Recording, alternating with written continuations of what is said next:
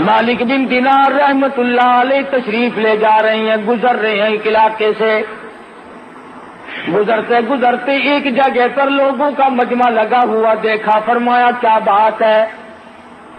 پتا چلا شہزادہ مکان بنانے کے لیے، محل بنانے کے لیے سنگ بنیاد رکھ رہا ہے، بہت بڑا محل تعمیر کرنا چاہتا ہے۔ مالک بن دینار رحمت اللہ علیہ نے شہزادے کو بلوا لیا، فرمایا شہزادے کیسا محل بنانا ہے؟ اس نے بتایا جی اس قسم کا نقشہ بنایا گیا ہے۔ فرمانے لگی کتنا خرچ ہوگا؟ شہزادہ کہنے لگا اس زمانے میں کہ 2 لاکھ ریال خرچ ہوں گے۔ مالک بن دینار رحمت اللہ علیہ فرمانے لگے بہت ممکن ہے کہ اس محل کے بنتے بنتے تیری موت آ جائے، بہت ممکن ہے یہ بن کر تیار ہو جائے پھر تیری موت آ جائے، تو اس میں رہائش بھی نہ رکھ سکے، تو اس کی چمک دھمک کو دیکھنے بھی نہ پائے، بہت ممکن ہے کچھ دنوں رہائش کرنے کے بعد افسوس کرتا ہوا اور حضرت کے ہاتھ ملتا ہوا دنیا سے چلا جائے۔ حضرت مالک بن دینار رحمت اللہ علیہ فرمانے لگے 2 لاکھ روپیہ مجھے دے دے، میں ایسے محل کا وعدہ کرتا ہوں جس میں تو داخل ہونے کے بعد کبھی نکلے گا نہیں۔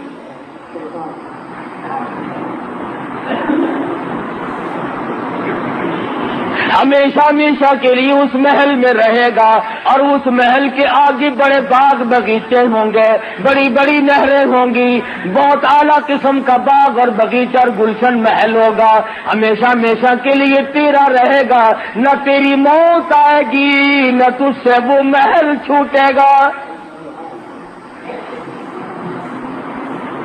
مسلمانوں میں یقین کا زمانہ تھا، شہزادہ کہنے لگا میں بالکل آپ کو سارا روپیہ دے دیتا ہوں، مگر ہمارے یہاں دستور ہے جب کوئی معاہدہ ہو، جب کوئی لین دین کیا جائے تو جان بین کے دستخط ہونی چاہیے، لکھ پڑھ ہونی چاہیے۔ مالک بن دینار رحمت اللہ علیہ نے کاغذ نکالا اور لکھ دیا میں اللہ پاک جل جلالہ کی طرف سے وعدہ کرتا ہوں شہزادے سے کہ جنت میں ایک محل ملے گا۔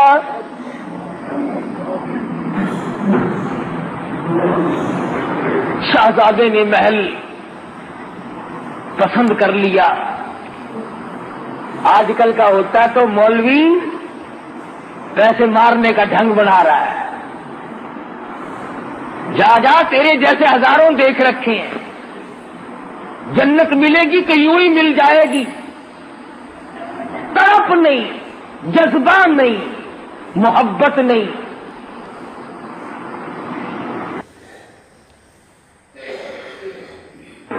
شہزادے نے 2 لاکھ روپیہ اٹھا کر کے مالک بن دینار رحمت اللہ علیہ کے حوالے کر دیا، اور وہ لکھا ہوا کاغذ جو تھا وہ خود سنبھال لیا، اور مکان بنانے کا ارادہ ترک کر دیا۔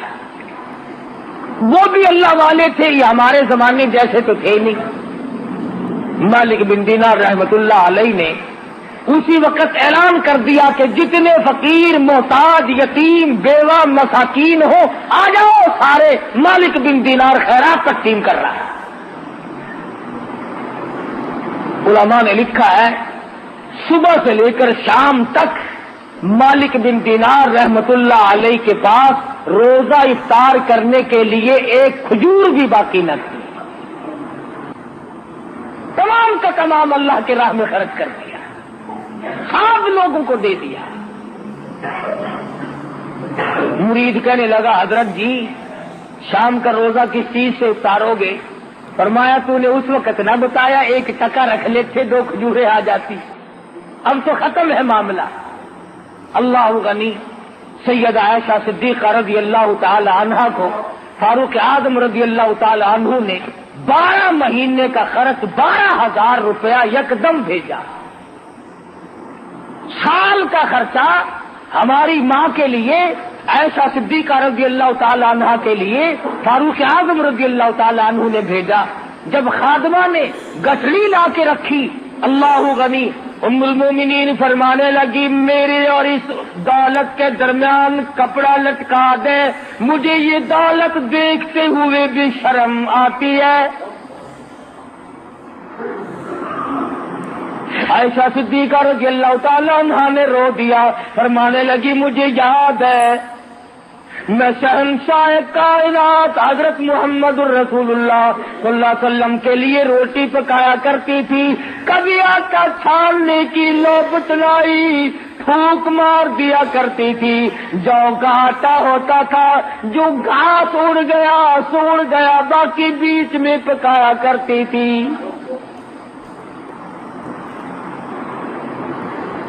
اور فرماتی ہے زیتون کے تیل کا ڈبہ گھر میں رکھا تھا، وہ ختم ہو چکا تھا، اس کی تل چھل باقی تھی، نیچے ذرا سی گاٹ باقی تھی، میل کچیل سا لگا ہوا تھا۔ عائشہ صدیقہ فرماتی ہے میں نے جو کی روٹی پہ وہ میل کچیل سا چپڑ دیا، مدنی کریم صلی اللہ علیہ وسلم نوش فرما رہے تھے اور فرمانے لگے عائشہ قیامت میں اس نعمت کا بھی سوال کیا جائے گا۔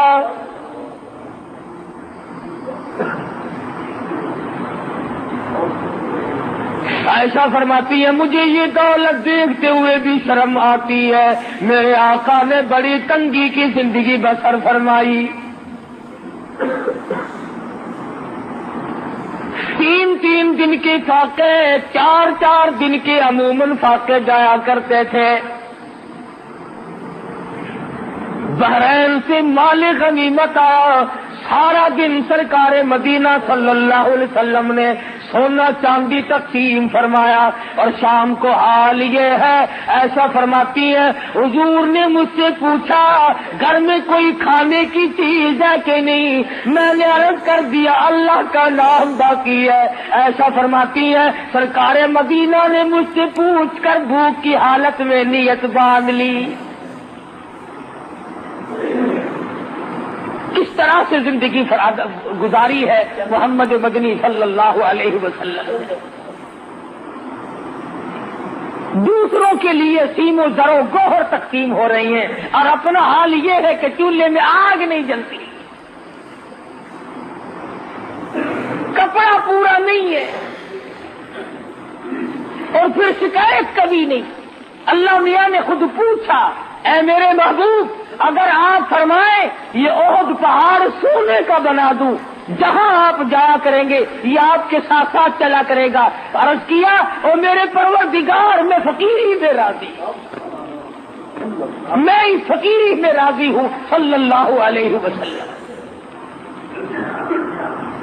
تو ایسا صدیقہ فرماتی ہیں کہ مجھے یہ دولت اچھی نہیں لگتی، اس گٹڑی کو پرے لے جاؤ، میرے اور اس کے درمیان میں کپڑا لٹکا دو اور خادمہ سے کہا جاؤ مدینے کی گلیوں میں اعلان کر دو آؤ محتاجو آؤ غریبو، آج ایسا صدیقہ خیرات بانٹ رہی ہے۔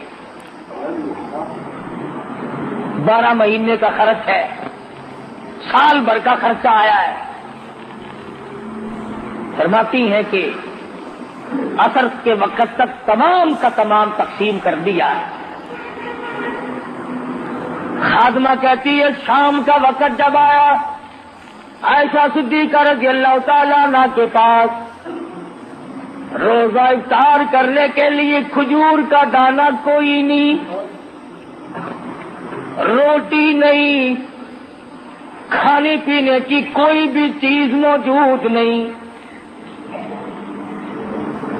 خادمہ کہنے لگی آپ نے کچھ تھوڑے سے 2-4 آنے رکھ لیے ہوتے، اب فاقے سے بیٹھی ہو پانی پی کر بیٹھ گئی ہو، رو کے فرمانے لگی تو نہیں جانتی امام الانبیاء صلی اللہ علیہ وسلم کا یہی طرز عمل تھا اور یہی حضور کی وصیت اور نصیحت ہے، جو دولت کی طرف پڑے گا آخرت برباد ہو جائے گی۔ مالک بن دینار رحمت اللہ علیہ نے لکھ کر کے دیا، دولت روپیہ پیسہ 2 لاکھ شہزادے سے لے لیا، سارے کا سارا دن بھر میں تقسیم کر دیا۔ تیسرے دن یا تیسرے چوتھے روز تہجد کے لیے مالک بن دینار رحمت اللہ علیہ جب مصلی پہ کھڑے ہونے لگے تو پیروں میں اندھیرے میں کاغذ لگا، پورے سچا، تیرا نبی سچا، تیرا خدا سچا، میں نے جنت میں اپنا محل پا لیا ہے، مجھے وہ محل مل گیا جس محل کے لیے تم نے وعدہ کیا تھا۔ بات ہے ساری یقین کی۔ تو حضور اکرم صلی اللہ علیہ وسلم نے جو ارشاد فرمایا کہ 7 آدمیوں میں سے ایک وہ بھی عرش عظیم کے سائے میں ہوگا، چھاؤں میں ہوگا، جو صدقہ اور خیرات چھپا کے کرتا ہے اور اس نیت سے کرتا ہے کہ بس اللہ جانے اور میں جانوں۔ قرآن کریم میں